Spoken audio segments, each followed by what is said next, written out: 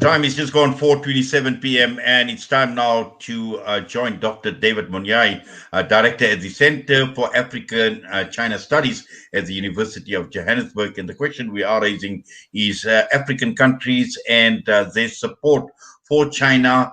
But considering the human rights abuse in China, obviously has been in the spotlight for a very, very long time with regard to its treatment of the Uyghur Muslims. Dr. David Monyae, good afternoon to you, sir. Welcome to the show. Good afternoon to you and to all your listeners. Yes, now, obviously, for far too long now, we've heard about China and its treatment of the Uyghurs in the East Turkestan, a part of the region. And for a very, very long time, we've seen across the world there have been certain countries that have raised concerns. But looking at China and its links with Africa, and we know China maintains very, very strong links with Africa, and just to understand how do these African countries who have ties with China feel about these human rights abuses and the oppressive practices of the Chinese government against the Uyghurs? Thank you. I think this is a quite complex topic that hasn't really fully discussed and come up with concrete answers. I think the very first thing that we need is to build a context to what's happening. The question of human rights, I think it's a question that concerns us here in South Africa, given our own history from apartheid. Human rights has always been a central pillar of our struggle, as well as the post-apartheid South African foreign policy is built on human rights basis. And across the continent, given what has happened on our continent, genocides, Rwanda, and there is absolutely no reason why the African continent should not respond to wherever in the world human rights appear to be abused. As it comes to China and China now, there are quite a number of issues. Firstly, we on the African continent believe in one China policy. What it means is that the African continent does not believe that other than Eswatini, formerly Swaziland, is the only African country that does not recognize mainland China. It recognizes Taiwan. But the rest of African countries believe that there's only one China, and that China includes Shenzhen, it includes Taiwan, it includes Hong Kong, Tibet. So there's one unitary China. However, this view is not shared by a number of countries, particularly in the Western world. Formally, they also believe in one China. However, there has been tension between the United States and China. It's around Hong Kong. It is a colonial hangings, a colonial entity which was conquered from China. So for the African continent, it becomes quite complex to enter into a debate that on one hand, whether there are human rights violation or not, it has a hanging of colonial backing. That's one. Shenzhen has become a new issue the last 2-3 years. And it came at the backdrop of trade wars that the then president in the United States, Donald Trump, and then he brought the human rights issues that the current president, Biden, is also advancing, and human rights become his central pillar, include South China Seas. So there are a lot of issues that are taking place within China and China relation in the United States, as well as China with neighboring within South China Sea, of which the African continent position remained the same. There hasn't been any credible UN report sanctioned by UN. I know some countries within UN have carried a number of reports issues that are coming from Shenzhen hasn't warranted the African continent to speak for or against what's happening. That's one.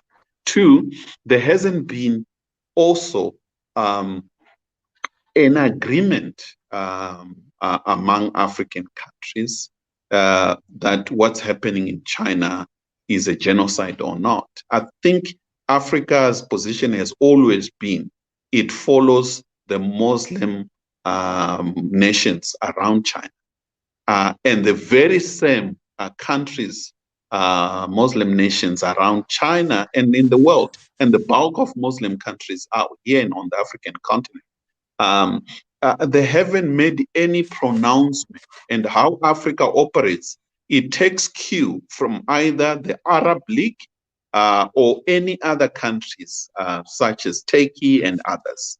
And therefore, as it stands, there hasn't been any link in which Africa, as an AU or any individual African country that has taken sides with Western countries in their collective advancement of human rights, even though some of the issues, whether right or not, has a hidden agenda. In terms of hegemony, has a hidden agenda on issues of trade and disagreement with China. So it's a bit of confusing for the African continent, where it does not want to take sides with either China or the Western world. But I think with time, there is a need for the African continent to take its own independent view on what's happening in China, not just Shenzhen, just generally. Because the moment you evoke the word genocide, you shouldn't end there. You do something about it. You don't politicize the word genocide. It's quite a serious term to use.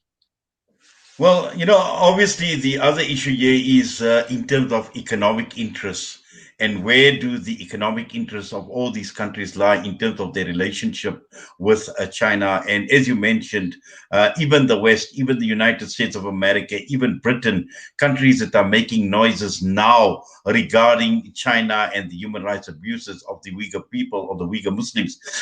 Again, it was again economic interest, and something went sour in terms of the trade war. And that is the reason why you had to have a go at China.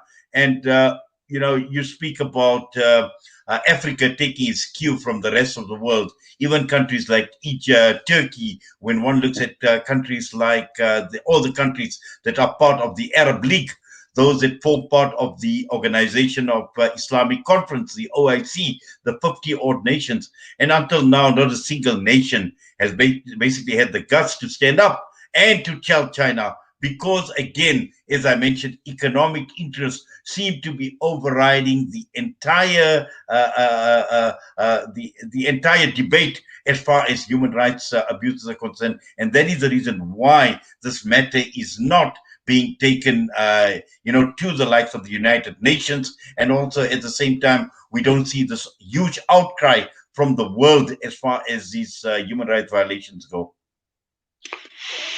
It's quite a difficult issue. I think, for one, looking at the African continent and understanding the reason why the Africa it's not just an economic reason. I think Africa is independent to speak with one voice. What's happening inside the United States, I think with George Floyd, Africa spoke with one voice. It condemned what was happening. When there were issues of xenophobic and attack on Black people in China, the African continent spoke clearly and straight to China. They do speak in a much more organized fashion within the Forum for China-Africa and cooperation. So it's a forum that is set where at times it's not megaphone diplomacy preferred by Western world, in which some of these discussions are done in closed doors and Africa expressing its displeasure. And there has been a number of issues that where Africa do indeed speak freely. However, the manner in which the Western world and US in particular is advancing the Xinjiang story, it's a lead up to the Olympics games, that Winter Olympics games that are taking place next year. and China is leading. And there are talks about boycotting those Olympic Games. That's one. Number two, it's purely a trade issue on the side. And one is not undermining concern of people in Shenzhen, should there be any that come out. The bottom line is that we just don't know. And we cannot stay in Africa without knowing. I think there is a need for Africa to have an independent, determined, independent of people with certain interests, good or bad, so that Africa could express its own view. As it stands, it appears that Africa is not taking Chinese side, nor is it taking American side. The Chinese are coming with their own views on what's happening in that part of the world.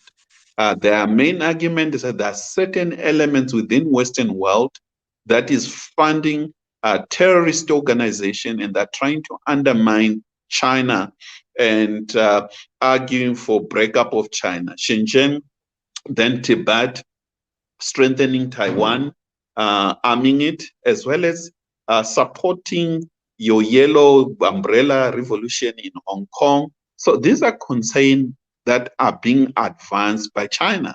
Africa is also listening to what Chinese are saying. So whether China is telling the truth or Americans are telling the truth, one does not really know, because we are not on the ground. We don't know. Whether it's genocide or not, we just don't know. So it's a bit confusing.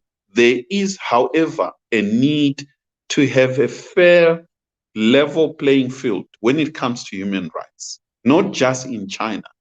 Human rights as what's happening in Yemen, human rights, what's happening in all other parts, including Afghanistan, so that we don't pick and choose and follow particular countries on one specific country where human rights are alleged to be taking place. I think that's a position that the world should take collectively, one standard. And what's happening in the United States itself.